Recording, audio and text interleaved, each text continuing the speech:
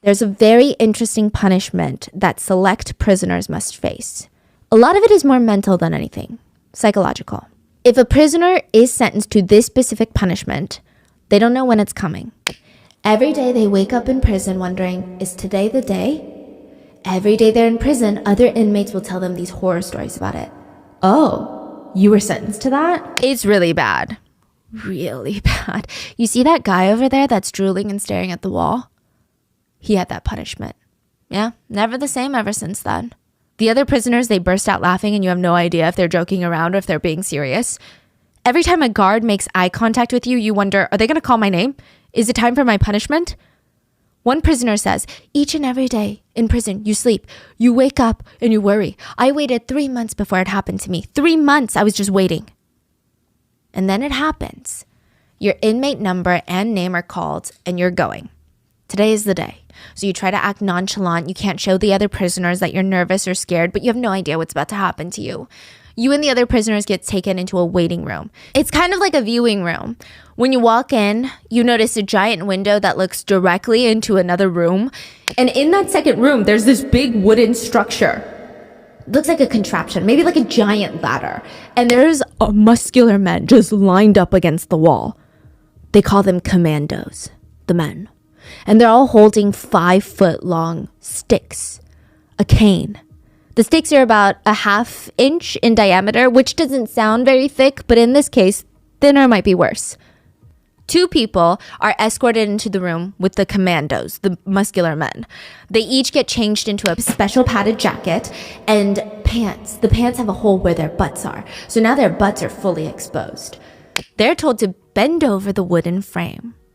Their ankles are tied down, their wrists are tied down, they're fully bent over, creating a 90-degree angle. They cannot move. There's a wooden bar on either side of their torso and one supporting their stomach. So they can't move their arms, legs, stomach. They can't scoot backwards. They can't scooch forwards. They're literally just stuck there. Butts up in the air, fully exposed, skin touching air. So they're wearing special pants with their butt cut out? Yeah, a hole. And the whole point of this wooden contraption is to make sure that you're held in place and you cannot move. It's one person at a time. So let's say prisoner 1 is tied up to this wooden frame. They get positioned, bent over, butt exposed.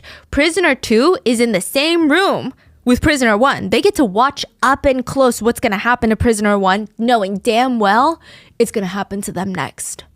Then on the other side of the window, staring into the room, are prisoners 3, 4, 5, 6, 7, and so on and so forth. And they're all watching, they're all waiting, they're all knowing they're gonna be next. One prisoner said about the waiting room experience, it's like queuing up like idiots, lining up and waiting for your turn to be slaughtered.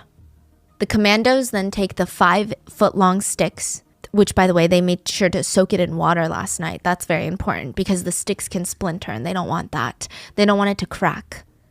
They hold the cane with both hands like a baseball bat or maybe more like a golf club, and they start swinging it back and forth midair. You're just hearing whoosh, whoosh, whoosh noises. The Commandos are trying to intimidate them because the prisoners know they're trying to show how fast they can swing, because in a few seconds, each prisoner is going to get a determined number of strokes on their exposed butt. They're about to get caned. The canes are said to be able to go at about 99.42 miles per hour. So to give you perspective, cheetahs are known as the fastest land animals, and they run at a speed of 60 to 70 miles per hour. 99 miles per hour. The speed of a cane strike is even faster than a burst of speed that a cheetah uses to catch their prey. It's swift, it's explosive, and it's solely there to create pain. Some prisoners have stated that even with the first stroke, the skin and flesh will tear and blood will start oozing out of their butt, but they don't stop. Not until you've gotten the number of strokes that the court has sentenced you. But it's really bad. To give you an idea, no adult is allowed to be sentenced to more than 24 strokes. They have medical personnel there to make sure nobody gets gravely injured or faints. The Commandos, the officers administering the strokes, they're incredibly muscular, they're incredibly fit, but even then, they're only allowed to give 6 strokes per officer.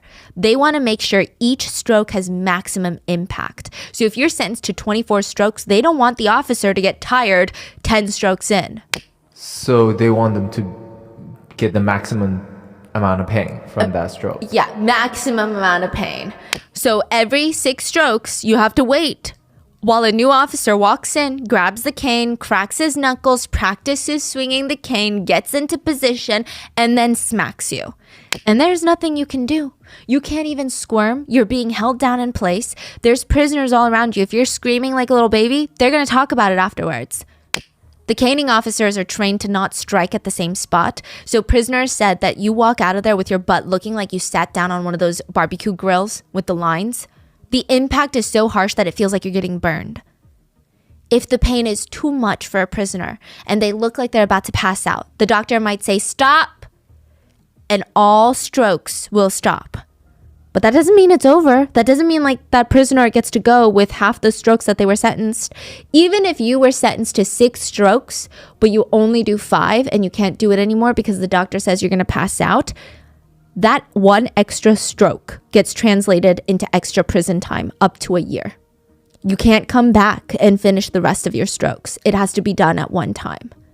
And in a final act of humiliation and pain, prisoners said that they've been told to stand before a panel of 3 prison guards that have been keeping watch the whole time.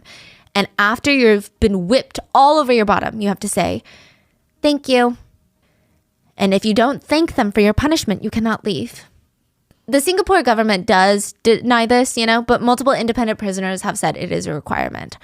But thanking the panel, the actual strokes, the caning itself, those aren't really the worst part either. The worst, they said, is the recovery.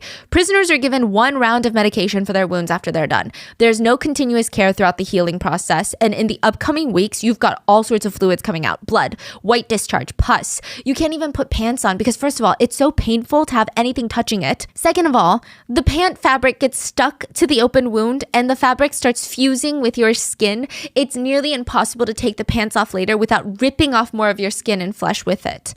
So a prison tip in Singapore, I guess, is to run your trousers under water first. So the water helps separate the fabric from your wound before you take off your pants. A prisoner said if you don't do that, it's just damn pain. Everything is painful though after the caning.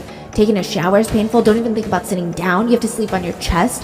And never mind the fact that you feel extra vulnerable in a place like prison. Like, it's a lot.